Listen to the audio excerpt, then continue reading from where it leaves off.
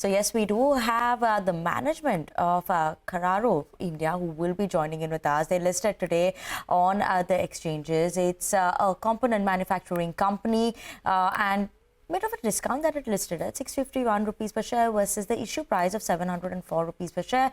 We have with us Tommaso Carraro, who is the vice chair at the company, as well as Balaji Gopalan, who is the managing director of the company, joining in with us on their listing day to talk about the strategies of the company.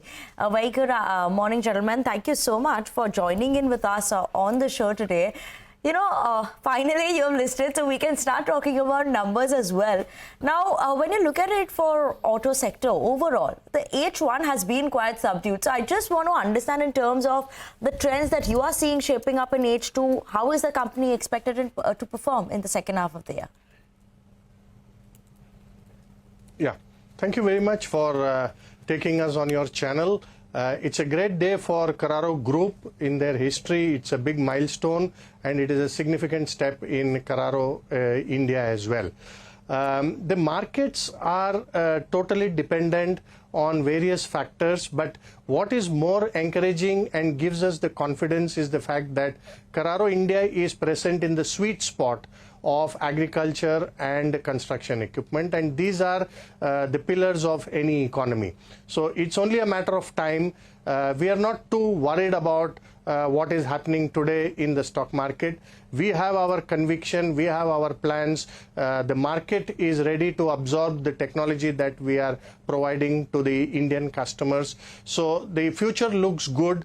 This year has been a year of election, so there has been some slowdown in the construction side because tenders don't get released during those periods. But the monsoon has been very good, so we feel that things are going to improve and the future is bright, not just for the Indian agriculture and construction equipment industry, but overall the Indian economy. We feel we are at the right place at the right time. I think you're right, Balaji. We have been listed for maybe 40 minutes and we have a very long-term plan. We have been in India since 27 years ago. It was a long process. Today we went public, and this is a milestone for our company. It's a starting point for new opportunities that this gigantic market will give to us. Gentlemen, good morning. Thank you for joining in and congratulations on the big day today. You know, you mentioned, Balaji, that you are at the right place at the right time. The monsoons have been good. But how has the second half panned out for the company as a whole? How have demand trends shaped up in this Rabi sowing season as well as the gone Kharif season as well? What do you see in terms of growth for the second half and the full year as well? If you could share some numbers with us. Yeah, we are not looking at a very big recovery in the second half. The first half has been reasonably good. We are also in a way getting impacted by the markets in US and in Europe, which have not been very I would say exciting in the last 6 months.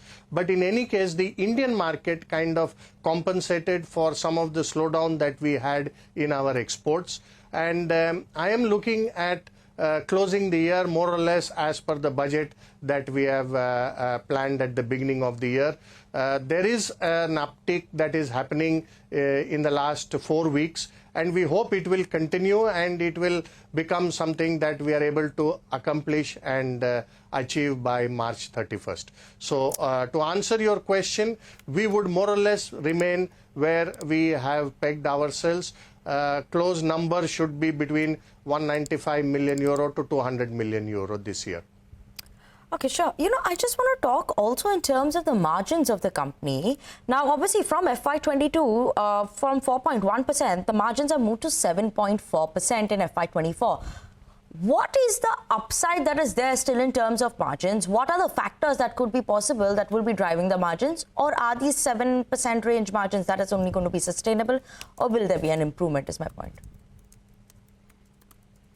Yeah, it's a very valid question, and this is something we want all the investors and stakeholders to understand. that we have started from the earlier numbers which were very low, and those are not the benchmarkable numbers, because at that point in time we had a royalty which was being paid to our group headquarters. Subsequently, 153 IPs have been transferred to Kararo India, and I am very proud to share with all the investors that starting since last 4 to 6 months, the royalty has been made zero. I repeat, it has been made zero. Earlier, it used to be in the range of 2.2 to 2.6%.